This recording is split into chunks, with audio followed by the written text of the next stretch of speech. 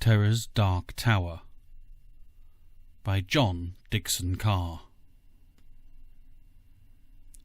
Louise turned her lovely face so that her dark, troubled eyes looked directly into my own. "Could you believe," she said, "that though a woman locked and barred herself into a room beyond any possible attack, nevertheless something came from the air and tore her eyes out?" They were wild words to have been said at this time and place, and yet they were spoken so quietly. We sat in a rustic summer house down the slope of the hill.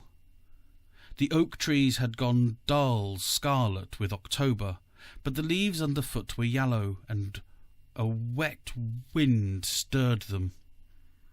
On an autumn afternoon, there is no place in England more mournful than this brown fold of hills where Somerset becomes Devon, and northward the waters of Bristol Channel make a chilly gleam.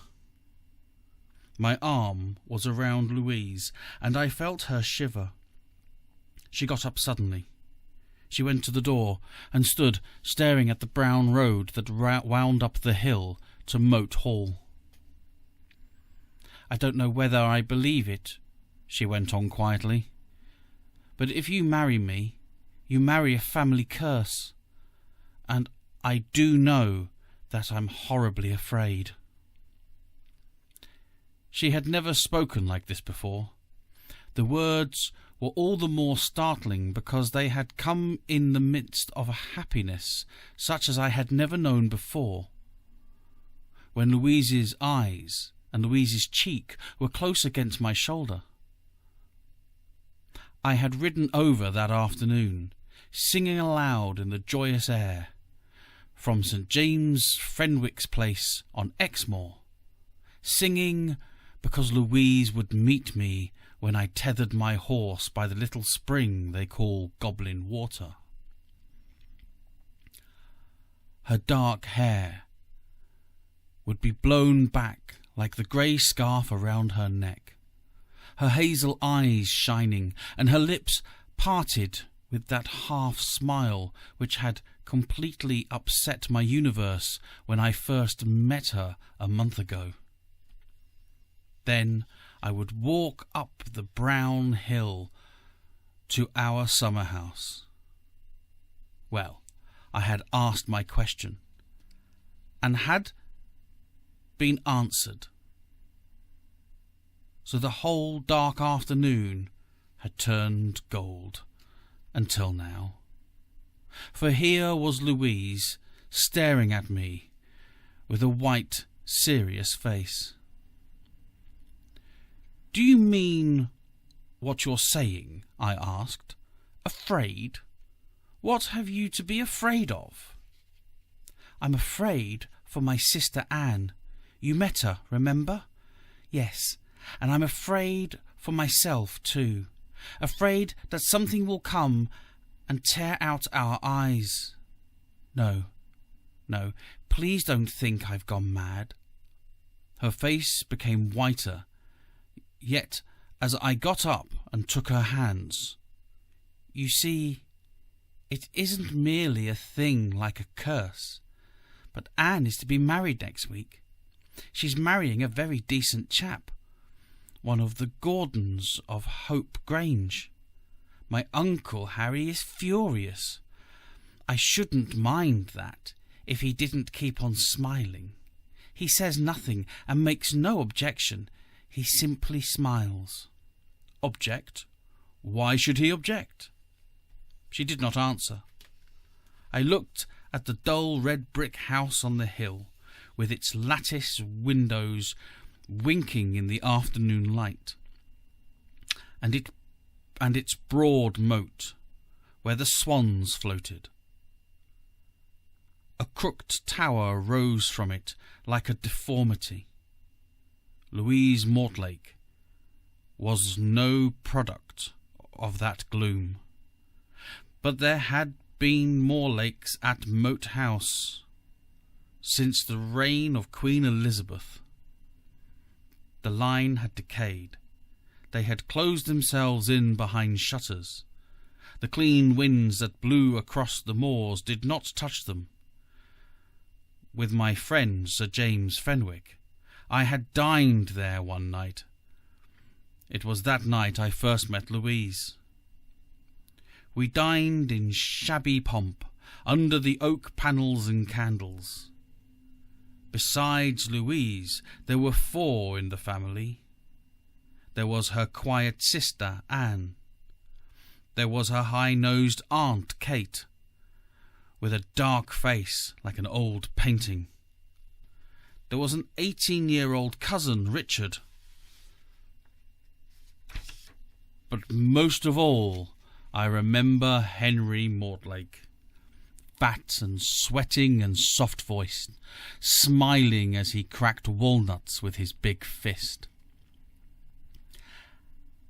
Anne is to be married a week from today, Louise went on blankly, without answering my question. If the thing should creep up and catch her this evening, as Uncle Harry says it might. "You've got to stop this," I said, and gripped her shoulders hard, for she was trembling on the edge of hysterical tears. "The place has poisoned you. Shall I tell you what I will do? I'll swing you up on that horse, and we'll ride over and put you in the charge of Lady Fenwick. They have such things as special licenses in England, haven't they? Tomorrow Sir James and I will see about getting one. Then I will come back and undertake the pleasant task of telling Uncle Harry exactly where he can jump in the moat." She smiled shakily. "All right. I'll be good. But I want you to listen to something. I want you to listen as carefully as though you were reading evidence in a court case.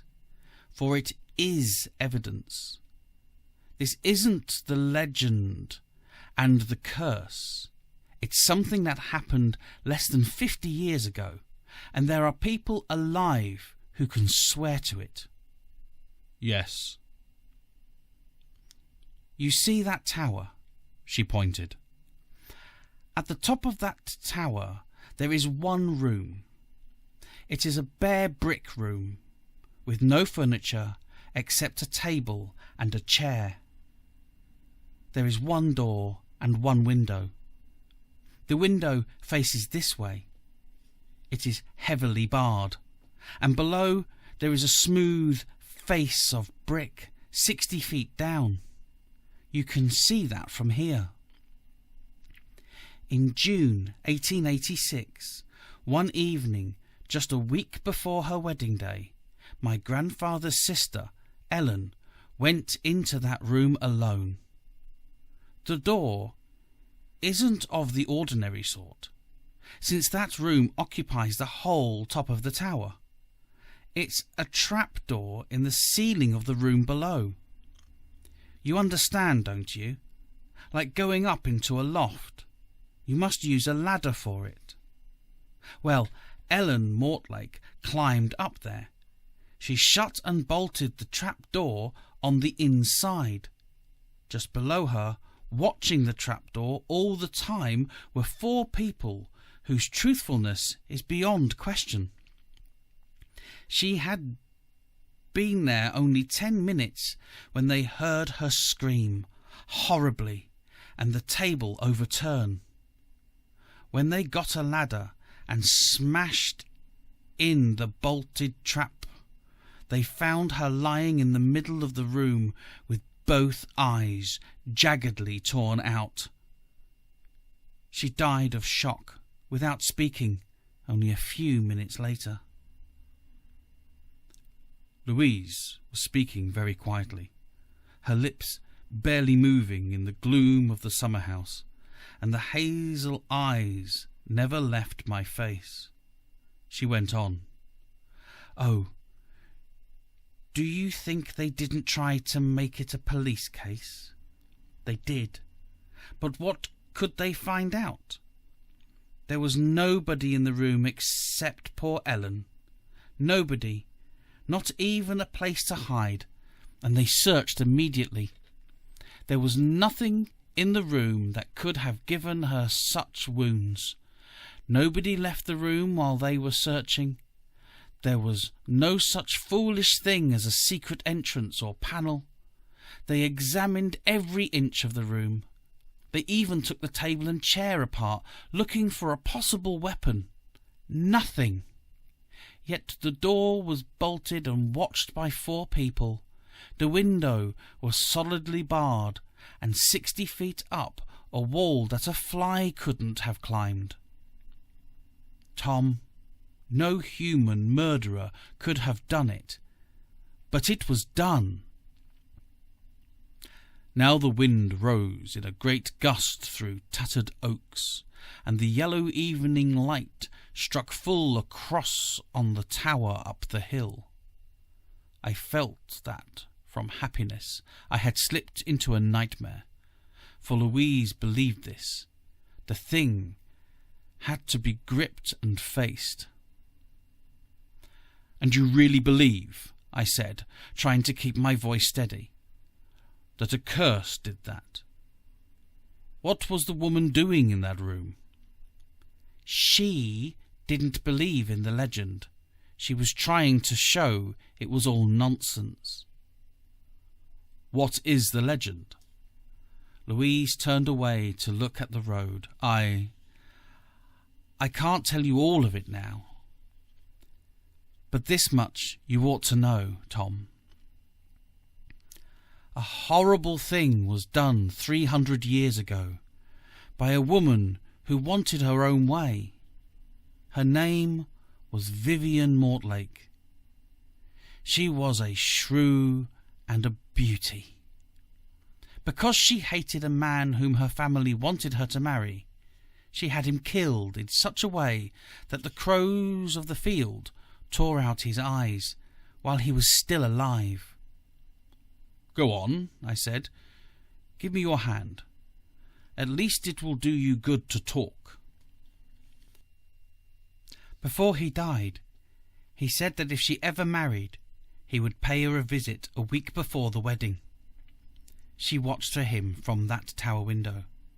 A week before her wedding, the crows came to her. Louise drew a deep breath. You see, it was said she saw him coming back from his grave, groping his way up this road in the twilight, with the blood soaking out of his empty eye sockets, and the great crows clustered on him like pets. Anyway, Vivian Mortlake went mad with blindness and pain. She swung round to face me. "And this is the tale, Tom. That if any Mortlake girl marries against the will of her family, as Vivian did, those blind things shall fly from the air and stab out her eyes. Don't laugh. Whatever you do, in God's name, don't laugh. I don't know anything except that it has happened. My sister, you see, will be marrying against the family's will." I had no inclination to laugh. I wanted only to curse Uncle Henry Mortlake's smug and uncourteous ghost stories. His poisoning of 2 girls in a lonely house as surely as though he had done it with cyanide. "And he doesn't want you to marry either?" I asked. "No. You see, both Anne and I have a little money held in a trust for us till we marry. As it is, the money supports all of us." "Held in trust by him?" "Yes." "Damn his soul," I said. "He can have all the money he wants crammed down his throat, but there are other things to settle with him." "There are?" spoke up a great voice in the road behind us. "If it's not too late to do any good." It was the familiar quiet, curt voice of Sir James Fenwick. Neither of us had heard him ride up, though Queen of Clubs was blown as though from a long gallop. He sat motionless on the great horse outlined against the yellow sun, but his voice shook like the hand on his bridle rein. He wore his old tweed cap and coat. In his big, lined face the eyeglass was stuck in his left eye, and the corners of his mouth were turned down. He took one look at us.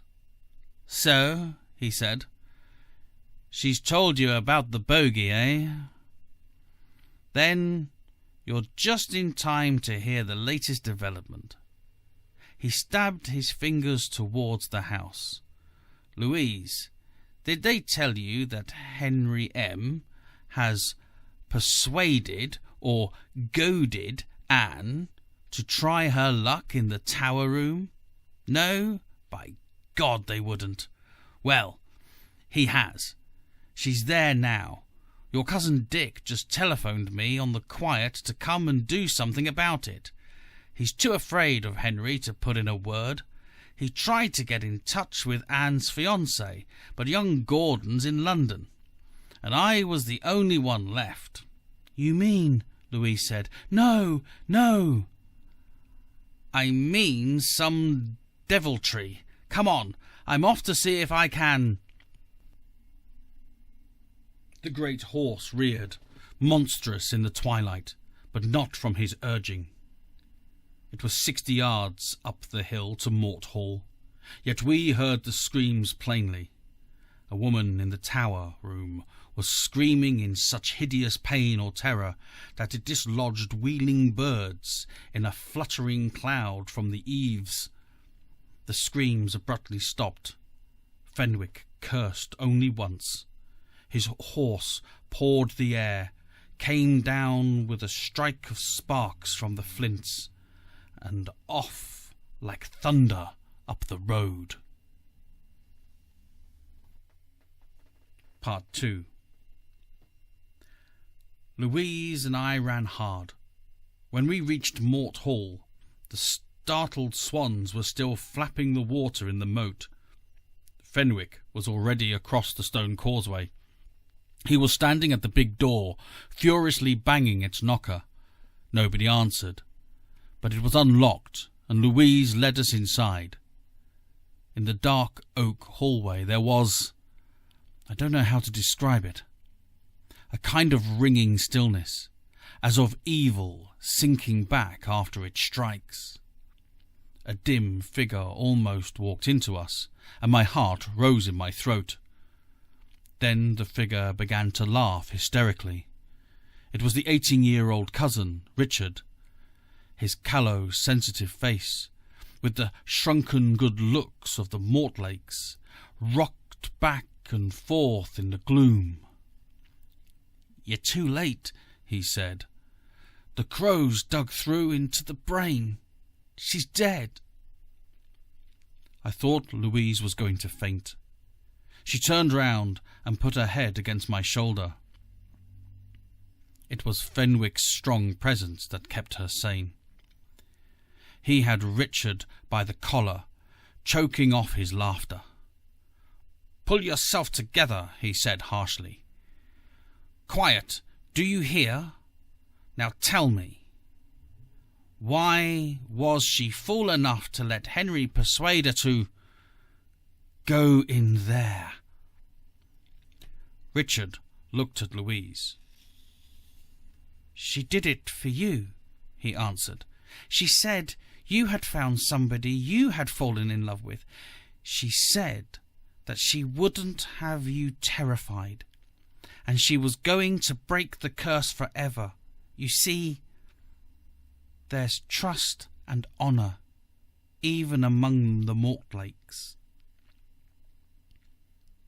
"Henry is in there now, is he?" asked Fenwick, after a silence. "And your Aunt Kate too?"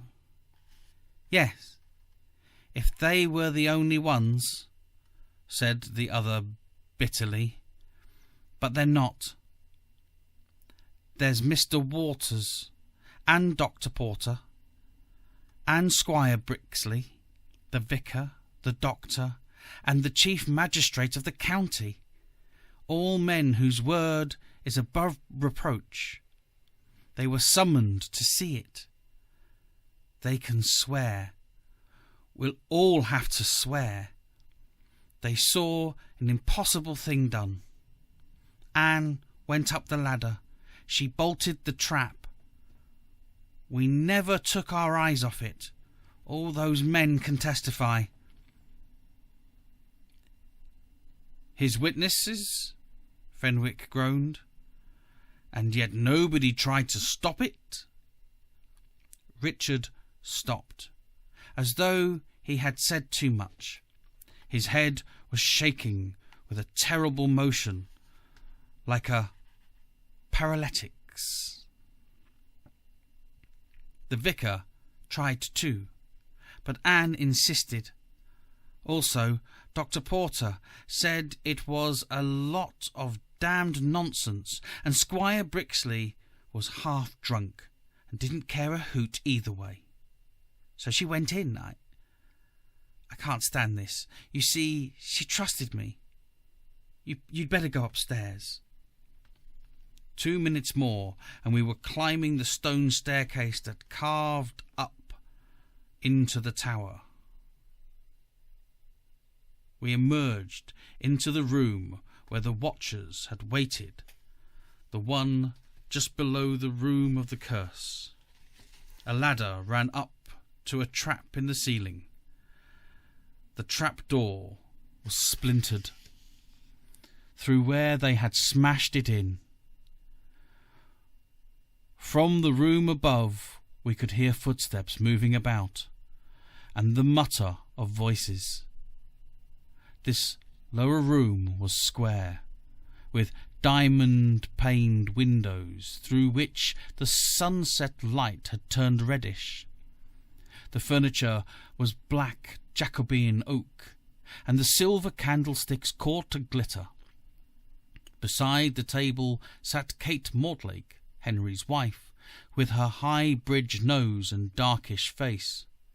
Her hands were folded quietly, as though the matter did not concern her. "Good evening," said Henry Mortlake's smooth voice from the western window. "Ah, but isn't it sad, sad? Louise, my dear, I am sorry to tell you that your poor sister is gone. I warned her, but she was foolish and headstrong. I ask you to remember that she did this of her own free will."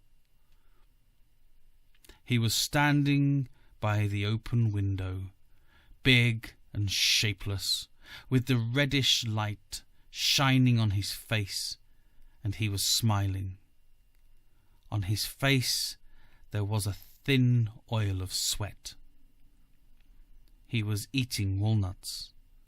I saw his black fingernails as he broke a walnut in one hand and delicately shook out the kernel. His little eye gleamed like a crumb of glass. Although he tried to be impassive, he could not keep the loose mouth from broadening into a grin. "Gone," echoed Aunt Kate without inflection. "Mortlake," said Sir James Fenwick calmly, "I think you know what I believe. It's not necessary to go into that now." "Yes, yes, by all means tell me what you believe," said the other, with agreeable surprise. "Please tell me. Then I can institute a suit for slander, and the court will award me several £1,000. Eh, Kate? My niece Anne chose to disobey my orders about marriage, so she suffered, but not through me. No human intelligence can explain how she was struck down in an empty, sealed room. 3 unprejudiced men will swear that the room was both empty and sealed. They will tell you that all the while I stood before their eyes and did not move from here, eh?" He smiled again and spoke very softly as he thrust out his head.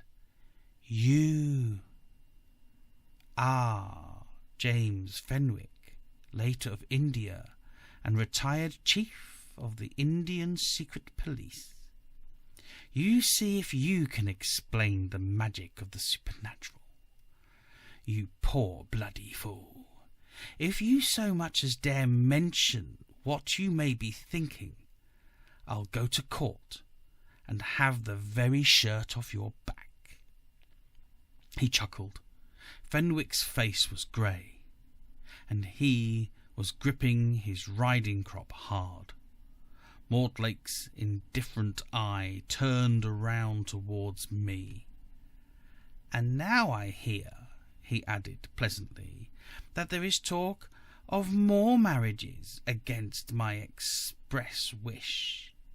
An American visitor comes and makes love to our little Louise. Can I humbly ask you to take a warning? Louise has pretty eyes too." There was a riding crop slung by a loop round my own wrist. I gripped the butt and took a step forward, but Fenwick seized my arm. "Don't do it," he snapped. His voice broke the mist of wrath that had taken all of us. "Don't you see you'd be doing exactly what he wants you to do?" "There is talk of marriage," I said, releasing the crop. "Have you any objections?" I, of course not. You do not understand, I fear. But then, you Americans, you have not even any grandparents you can identify would not understand such things, would you? There is a blight on that girl. It is a part of her.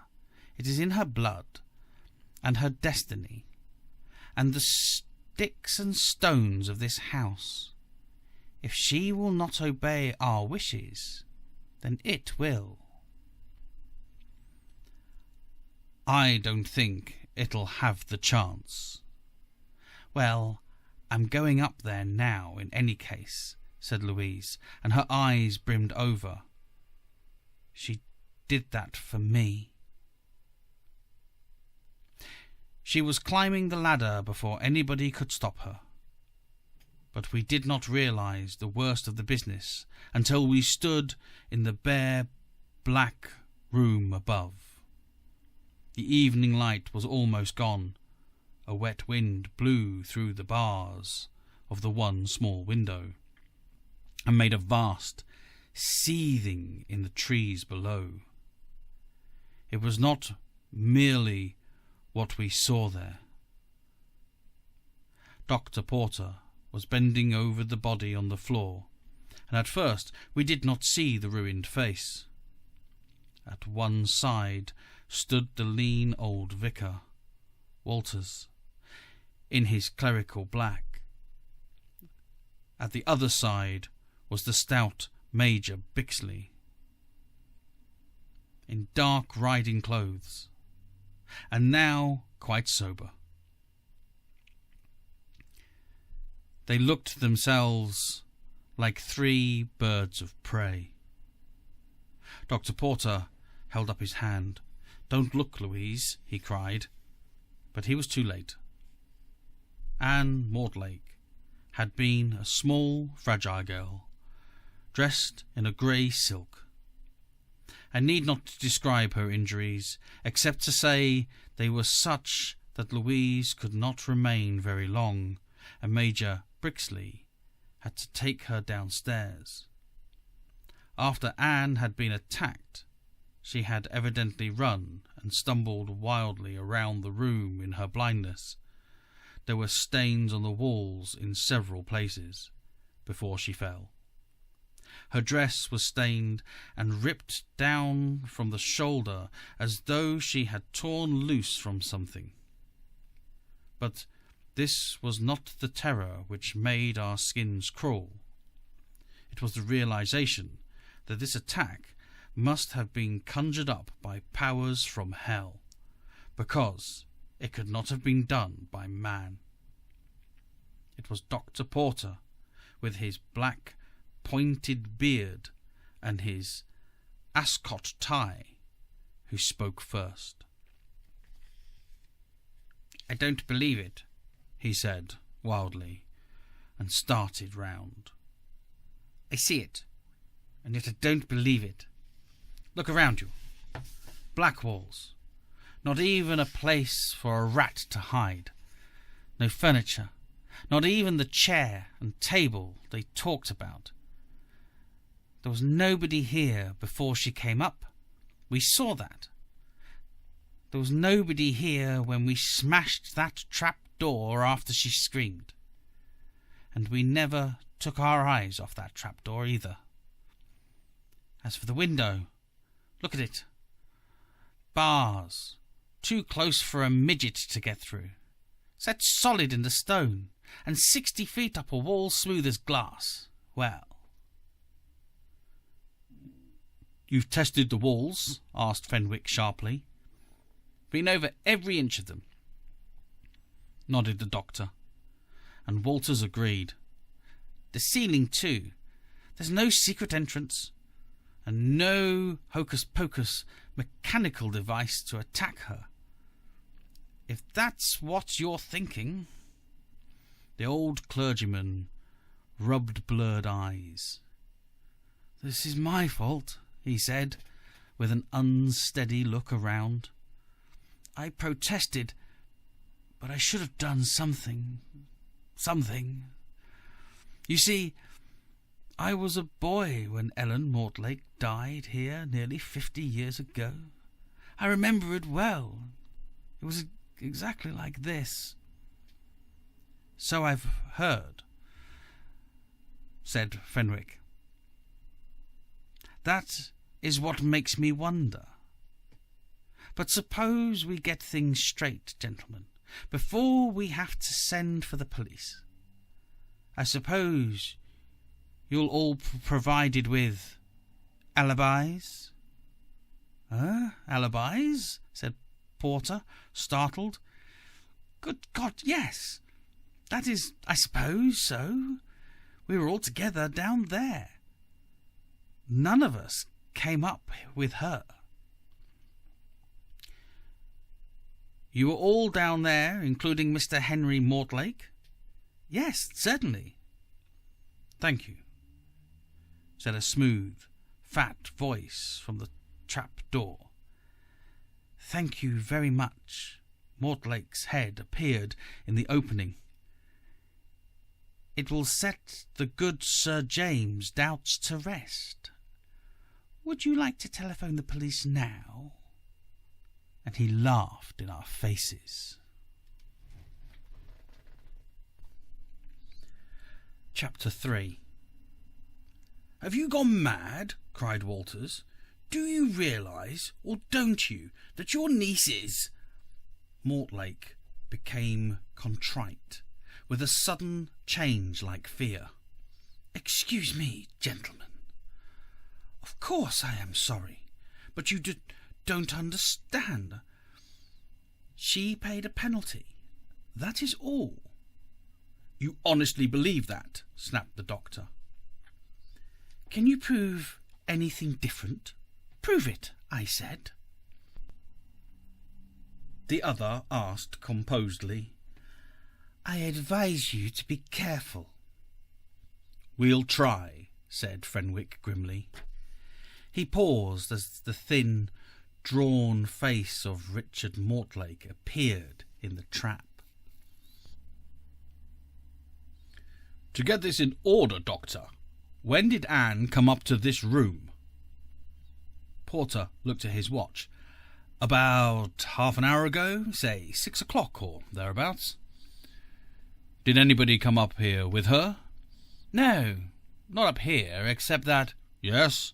"Well," grunted the doctor uncomfortably, "as she was climbing up the ladder, Dick Mortland here climbed up a few rungs and whispered something in her ear." The young man, who was climbing over the edge of the trap, stumbled. His face went white with the implications of this. "I didn't have anything to do with it," he cried. "Don't look at me like that. I was trying to help her. All I said was not to worry, and that I had telephoned Sir James to come up as soon as he could." "So," interrupted Henry, and showed his teeth, "you are the reason why the estimable neighbour pays us this visit, eh? I shall remember that." Fenwick kept his eyes on Porter. "But he didn't actually come up into this room with her?" "Oh, no. Was anything else said to her before she went up?" Porter hesitated. "Henry here said, 'If you see Rupert and his pets coming up the road, my dear.'" "What did he mean by that?" "You had better let me explain that," nodded Henry, and giggled. He moved over softly against the grey light from the window. The wall was very thick, so that the window sloped outwards, and the bars, set 3 inches apart, were fixed immovably in stone. Nevertheless, Henry made a great show of shaking them and winking at us. "It is a pretty story, gentlemen," he went on. "Some of you may have heard it. It does not concern the modern crow, but the carrion crows of 1621, which were used to gorging themselves on battlefields. In 1621, Rupert Henley was the suitor of Vivian Mortlake, the red-haired devil, and he was the man her family, her wise family, gentlemen, ordered her to marry. She hated him. She even hated him for his devotion. It is evil blood, I tell you, in the woman of our race." He pointed at us. His face was like pale butter in the gloom. She would scream at him, "Will you never tire of following me everywhere I go?" And he would answer, "Madam, love has 4 faces, like a compass, and I am the needle to be drawn wherever you are. You will never be rid of me." Do you know what she had done to him? He was waylaid one night when he rode home past the great acres of cornfields that used to lie at the bottom of his hill. He was stripped of his clothes and bound round in surgical bandages and splints so that he could not even move his body. He was a living mummy. Even his head was bound in splints, with only the eyes and nose showing. Then they dressed him in the rags and straw and hood of a scarecrow, and propped him up on sticks high in the field. All of the world could pass by and see him, yet no one would know the scarecrow was a living man. The exposed parts of his face were slashed so that the blood should be there to attract the carrion crows. The next day she could sit in this tower room and look out to where the scarecrow hung in the blaze of the sun. She sang at her needlework and jabbed her needle as the cloud of crows came down there. It is said he endured 2 days of it, while nobody ever knew. They did notice, however, that the crows swarmed in such fashion that the head of the scarecrow seemed to be covered with moving black fur. And thus it was discovered. When 2 farmhands came to beat them away, they discovered. Still, he was not quite dead. He never betrayed her, and nobody at the time knew she had been responsible. He only said to tell Milady Mortlake that if she ever married, he would visit her a week before the wedding. And she will find, he said, that death has 4 faces too. Henry drew a deep breath. Then his voice rose almost to a scream. Can anybody deny the truth of that? You blind fools, don't you know that the devil is as real in this world as the beef you eat at dinner or the lamp that lights your room? The devil is real. I have seen him lurk behind the hedges. Can you deny that he sent a dead Rupert Henley riding up that road on a dead horse with his blind eye sockets fixed on this tower, and that the cloud of crows left his head to fly up here through this window and covered Vivian Mortlake's face as though with moving black fur? And if you do not believe that, he said very softly now, remember what happened tonight. You all heard it. We were down there listening, and just as Anne screamed, can you in your sober senses deny that we all heard a great beating of wings? We had all drawn back. The man was cool and smiling now, mopping at the oil of sweat on his face, but his smirk looked more fantastical than any rage. Dr. Porter looked hard at him. I'm not sure, said the doctor, whether it ought to be Waters or myself who prescribes for you. I don't know whether you need a doctor or a clergyman. Beating of wings? Yes, we heard it, but I know what it was. It was the swans down below. That got a scare when she screamed. I heard them splashing as well, and I can swear to that. You ought to know. You were standing by the window down there. So, said Fenwick, in such a queer voice that we all whirled round. He was standing by the window, was he? Fenwick's big face was impressive, but he stared straight at the trap door in the floor near Mortlake. He was, said Porter. But what of it? Mr. Walters, Fenwick went on, and turned to the vicar without raising his voice. You said that you were a young man when Ellen Mortlake died in this room in 1886, and that you remember the case. Good. Who objected to Ellen Mortlake's marriage? Her father? Her... The vicar seemed sunk in apathy, and he raised his white head vacantly. Her father? No, he was dead. The one who objected was her brother, Henry. Come to think of it, he was the father of Mr. Henry Mortlake here. And what, asked Fenwick in a curious tone, was his profession? I believe he was a jeweller.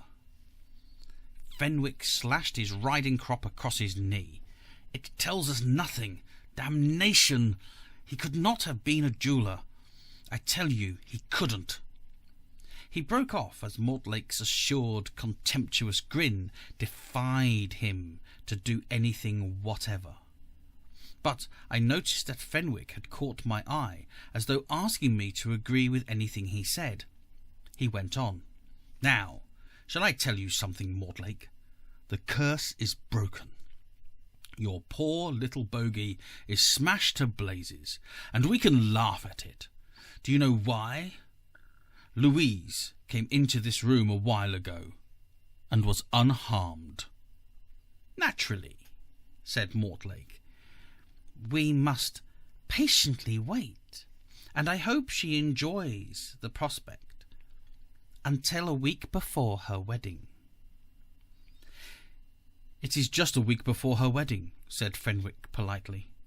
Didn't you know that she and my friend Tom Brooklyn had arranged this afternoon to be married on the same day as Anne and her fiancé?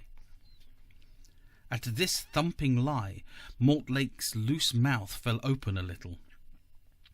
It's against all decency, Fenwick's cold voice went on, with Anne dead, but you might be interested to hear that they are going through with it. Why? To save Louise's reason. To show that this tuppenny curse can be smashed for the turnip ghost it is. Better violate a few conventions rather than have Louise in the madhouse. But you didn't know that, did you? And your ghosts didn't know it either. This is the last night Louise will spend under your roof. Good afternoon, gentlemen. He strode across and began to descend the ladder. I followed him. We were in the room below before Mortlake stuck his head down the trap. A last word, my friend, he said, silkily, and pointed with the stained point of a walnut pick. Put a guard of police around me, if you like. Let every move I make be watched, but put her in a room with all the doors and windows bolted, and a guard around her. They will come after her just the same. As for you, dear Mr. Brooklyn. Don't answer him, snapped Fenwick, and dragged me away from that reddish face peering down, while Mortlake went on smiling. Fenwick and I were going down in the gloom of the tower stairs before my friend spoke. God help us, Tom. I mean that in a literal sense. I'm afraid he will keep his word. You mean Louise? Yes. But the man's not supernatural, I cried. He can't command black magic and turn loose a cloud of devils. Or can he? He can't commit murder in a locked and sealed room while he's still standing before the eyes of all those witnesses. Unless, of course, the witnesses are lying. The witnesses were not lying, said Fenwick quietly. But if it's any consolation to you, I think I can tell you there's nothing supernatural about it. It's only a very brilliant and very horrible trick. But he may work it again. You mean a device hidden in that room? No, Tom. The room is as harmless as a nursery. There's nothing there. But don't be confident when you learn it's not supernatural. There are worse things. I think that Mortlake already had a crack in his brain for the dark world to pass through. It split wide when I challenged him. He'll go to any length now, and it's our only chance to catch him. Don't argue. We must find Louise. We found her in the dusky lower hall. I'm sorry, I was weak, she said, and took my hand like a child. It was everything at once. I'm strong now. That, said Fenwick quietly, that is good news. Because, Louise, I am going to ask you to be stronger still. Tonight, after the police have gone, I am going to ask you to go up into the tower room alone. Chapter 4. Even as he said it, I realized that the whispering old house was not so quiet as we had thought. Somewhere on the stairs, or in one of the tapestry-hung rooms, there was the sound of a footfall, a creaking as someone stalked us. It was as though the whole house was listening. But I heard for only an instant, and then forgot, for Fenwick's words were too startling to allow anything else to remain in my mind. "Go up into that room alone tonight?" I said. "Look here, have you gone crazy too?" "If she ever goes up into that room alone, there's just one precaution I'll take first. We'll strangle Uncle Henry." Fenwick turned round. I saw the gleam of his eyeglass, but his lips did not move against tightened jaws when he heard the whisper. "Agree with anything I say, you fool." He turned back to Louise and spoke in an audible manner. "Now, listen carefully, and whatever you do, don't fail me in any particular, if you value your life or your reason. Got it? Got that? I don't want to go up there to break the curse. I want you to go because it's the highest point in this house, and the only place from which you can see across the moor to Fenwick House." "Your own place?" "My own place. At 11 o'clock, I want you to go up to the tower room. The police will have gone by then, and until then you'll be safe. You will take no light, understand? But you will be armed. Go up there and watch for my signal. At 11, I'll put a lamp in the highest window of the east wing of my house. If you see one light, that means that no matter what happens, you are to remain absolutely still in that room until something happens. But if you see two lights, that will mean my plan has miscarried. In that case, you are to get out of the house instantly and shoot without question anyone who tries to stop you." He paused, staring straight at her. "I know it's a lot to ask, Louise. I know it would break the nerve of anybody with less at stake than you have. Believe me, I should not ask you to trust me blindly." "Blindly?" said Louise in a low voice. "That," said Fenwick, and made a fierce gesture, "was the wrong word. I should not ask you to trust me if I did not know. No! Do you hear? That it's the only way to bring you out of the shadow and into clear air. Well, she did it for me," Louise answered after a pause, and nodded. "It's the least I can do for her. Of course I will. What now?" "Outside," he muttered. "Both of you, quickly." We hurried out on the causeway in the thickening dusk. Fenwick made certain the big door was shut, and then peered up and down the moat. "We were overheard," I said. "You knew that?" "Of course, I intended that we should be." "Then the plan are changed?" Louise asked quickly. "Not at all. Do just as I told you, with one addition. You are to conceal Tom somewhere in the house. Can you do that? Good. Tom? You know the way up to the tower room. You are to get up there secretly at least 15 minutes before she goes. Show no light and watch. If everything goes well... Ah, found it. Look there, both of you. Abruptly he pointed up the shadowy stretch of the moat, now grey and ruffled in its fringe of reeds.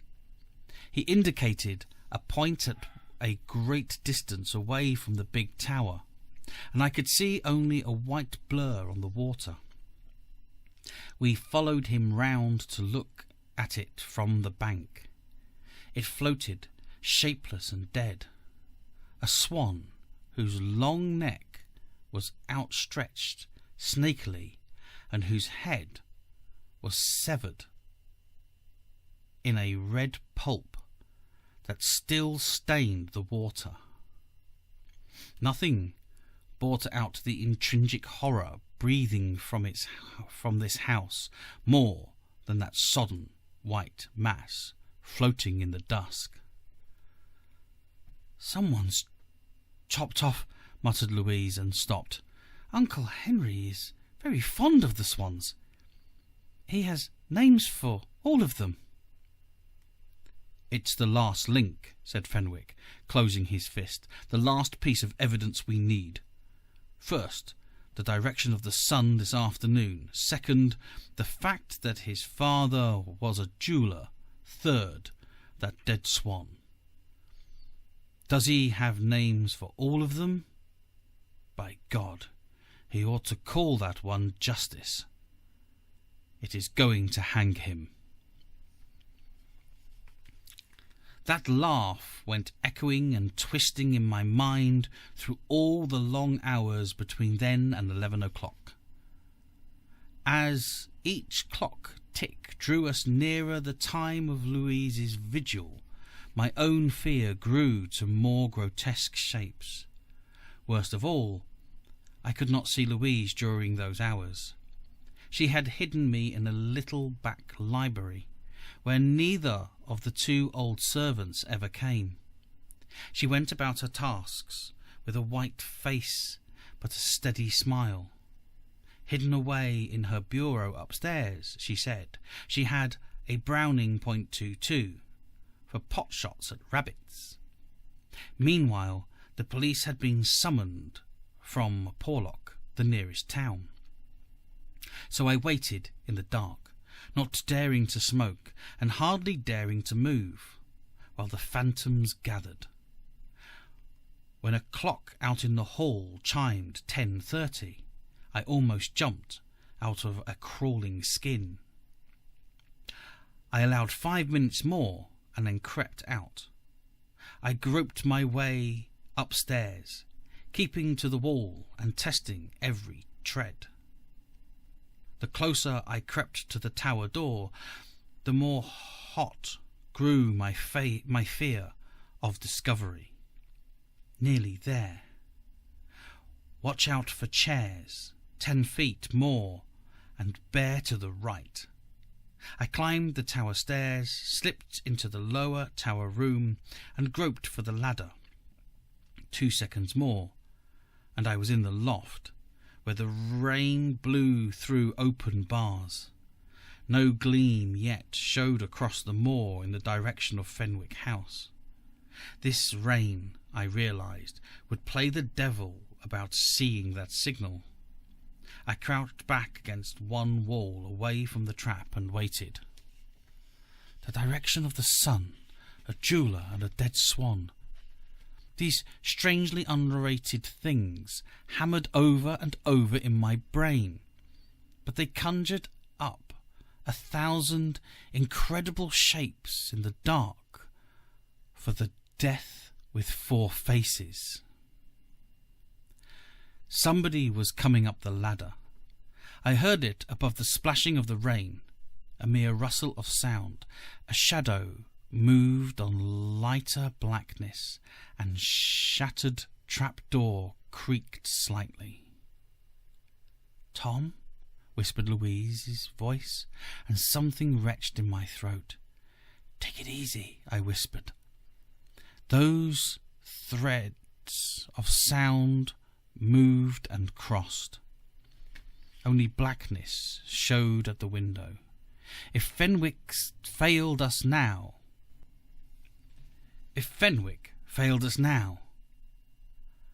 "I asked," she whispered, "because, Tom, there was somebody following me up the tower stairs." The roar of the rain grew, but it did not quite blot out the noise of someone crossing the floor of the room below. Whoever it was, I was a little surprised to find that he was not trying to walk softly. The ladder shook, just as Louise seized my arm and seemed gesturing towards the window. Far down the hill and out across the moorland there was a blurry gleam. Someone was climbing the ladder. I motioned Louise to the far side of the room and crouched ready behind the trap. A head came through.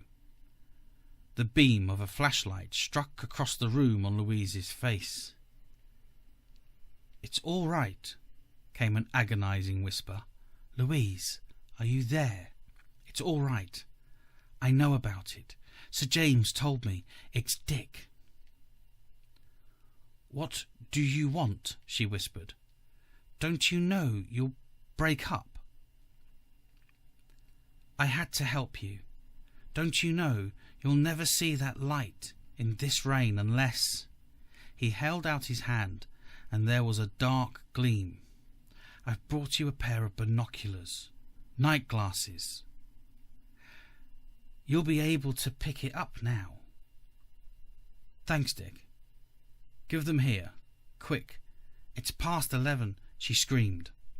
Out of the dark, a few feet to my right, sprang the straight white glare of a bull's-eye lantern.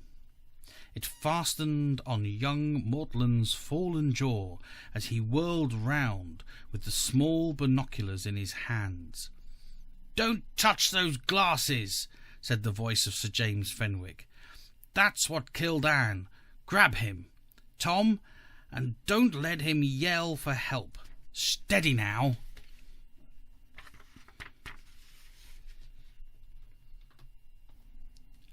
Chapter 5. Richard Mortlake showed no fight. He backed against one wall, pushing his hands out feebly before him, like a child under hypnosis. Fenwick kept the light steadily in his eyes, popping the man's own flashlight on the floor. "Oh no," said Fenwick, who himself was breathing heavily. "He's not the King Devil, though he may hang for all of that. You see, he was too afraid of Henry to refuse, but our young friend was used because Anne trusted him. He planted the glasses. Like to see how the damnable trick was worked? Give me those glasses." Richard Mortlake handed them over. His thin chest heaved, and his tongue seemed too big for his mouth, so that he could not speak. "Somebody gives you a pair of binoculars, or you find them on a window ledge," Fenwick went on, very quietly. "You put them to your eyes, and you can see only a blur. What do you immediately do? While you keep on looking, you put your hand up and start to turn the focus wheel in the middle, to put the glasses into focus, only in this case there's a good reason why you see a blur. It's worked on the principle of a compressed air gun, and only a touch of the focus wheel is necessary, like a trigger. When you turn it, 2 jagged steel points, about 1.5 inches long, strike out from the lenses and drive through your eyes. There's your bogey and your curse, Louise, and that's all there is to it." Louise could not speak, but her breath came in a shuddering gasp. "And yet," Fenwick went on evenly, "no glasses were found in the room afterwards. That's the brilliant part of the whole scheme. Without it, there would have been no curse and no mystery when Henry Mortlake's father took advantage of an old curse and devised these glasses to kill his sister 50 years ago. And since a jeweller is usually also an optician, think how it was done. A woman is told to watch a road for a phantom rider coming up the road towards evening, and she finds a pair of binoculars conveniently left there. You see, what young Dick really whispered to Anne, when she was going up the ladder, was that he had left a pair of glasses there for her, and she trusted him. Well, what happens? Strong evening light is beating straight through the window into her eyes. She can't see very well, but suddenly she notices far down the evening road a horseman. She sees you, Louise interrupted, and in the shock of realization our eyes turned. I don't know why, to the slobbering Richard Mortlake. Fenwick passed a hand over his eyes. His voice was heavy and bitter. She sees me, for I have been summoned just at the right time by a telephone call. The recollection of that, the knowledge that I was responsible for the girl's death. But to explain, let's suppose you saw dimly against the sun. Just that. You want a good look. But though you can get a shaded look with those binoculars, the bars are in the way and impeded the glasses. What do? I felt a little sick. By turning those glasses sideways, they could be passed through the bars. In that case, I said, you'd pass the glasses out through the 3-inch space between the bars. You'd hold the middle part of the nose against one bar, with the eyepieces outside the bars on either side, and look through. But when you turn the wheel... We needn't dwell on it, said Fenwick savagely. I only dwell on it now to show Louise that thin tissue paper all the terrors were built of. Oh, evil enough, but not supernatural. The steel points go through. In the sudden blast of agony, the victim releases the glasses. They go down 60 feet, and sink to the bottom of the moat. Any splash they may make, which is carefully listened for by Henry Mortlake, standing by an open window to make sure his plan has succeeded.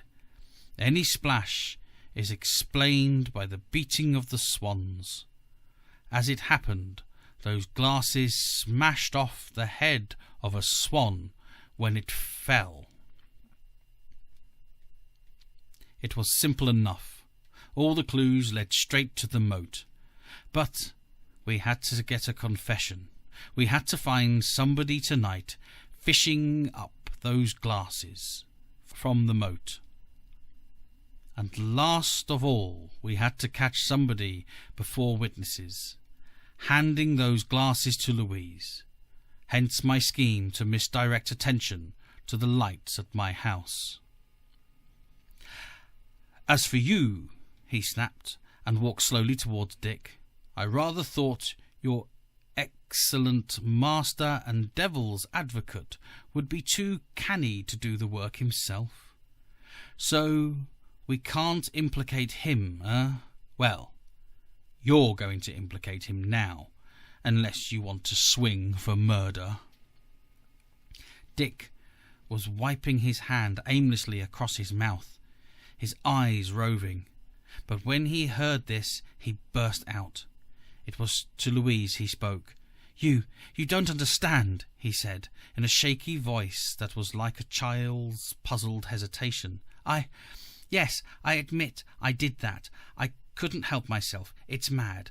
He'd have sneaked in if I'd refused. He'd have sneaked in while I was sleeping and put those glasses over my eyes.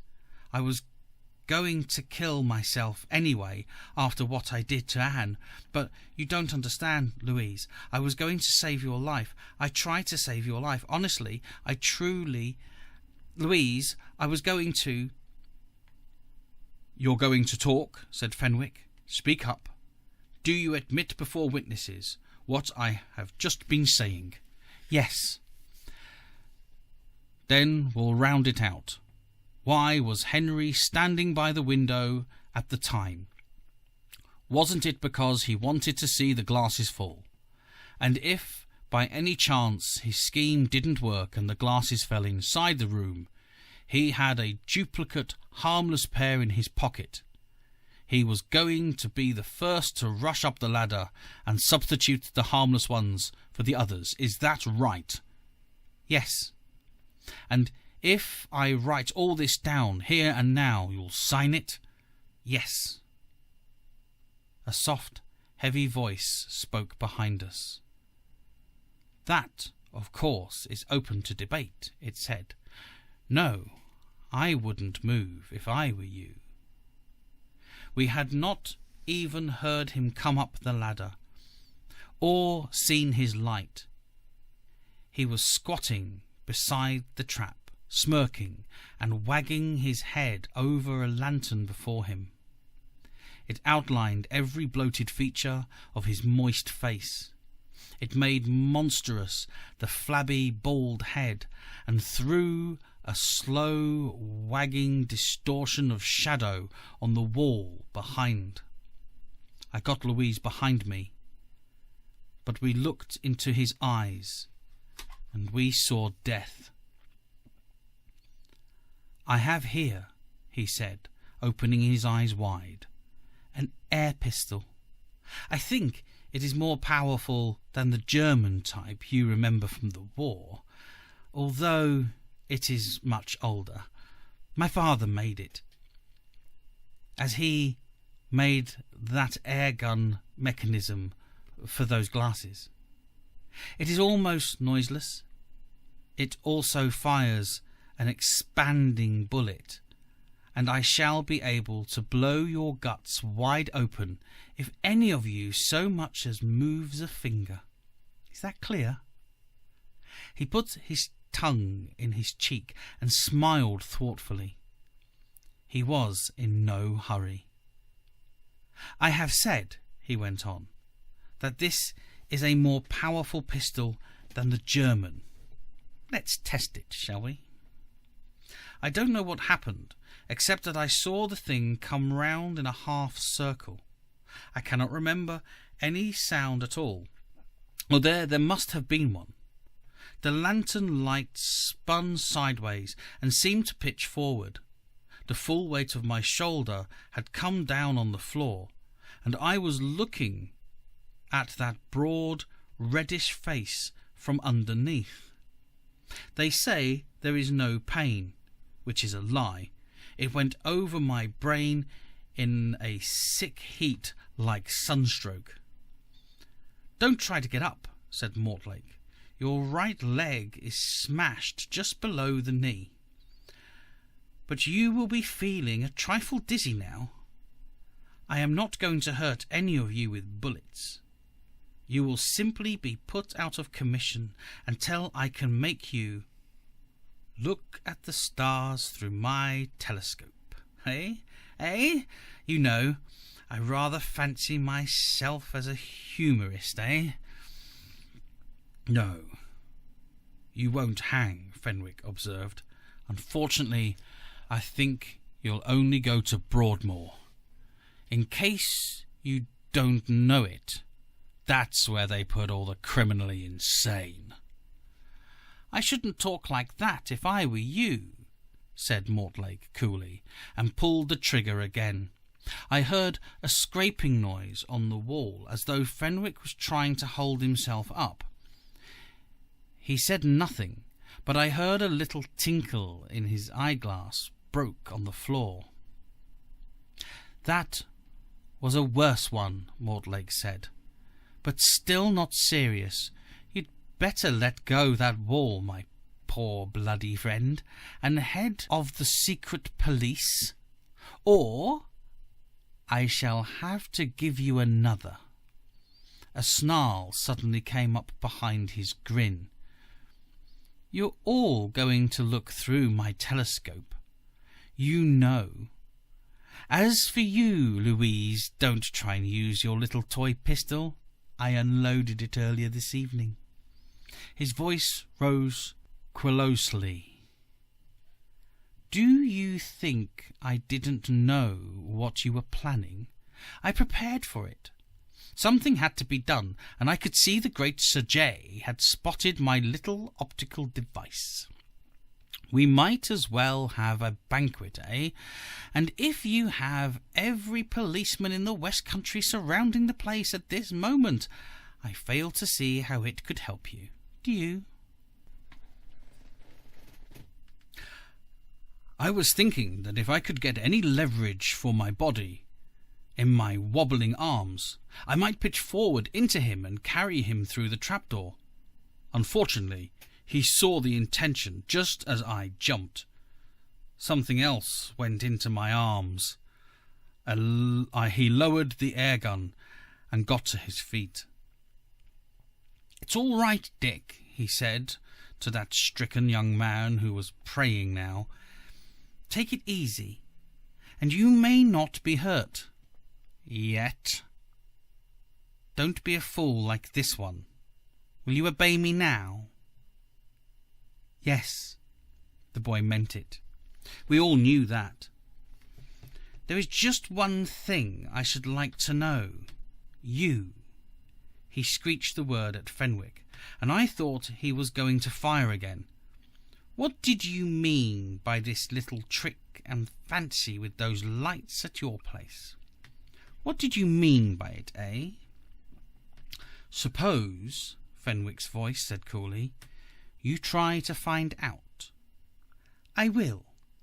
"These glasses," said Mortlake, tapping the case at his side, "are harmless. We'll have a look. He screamed.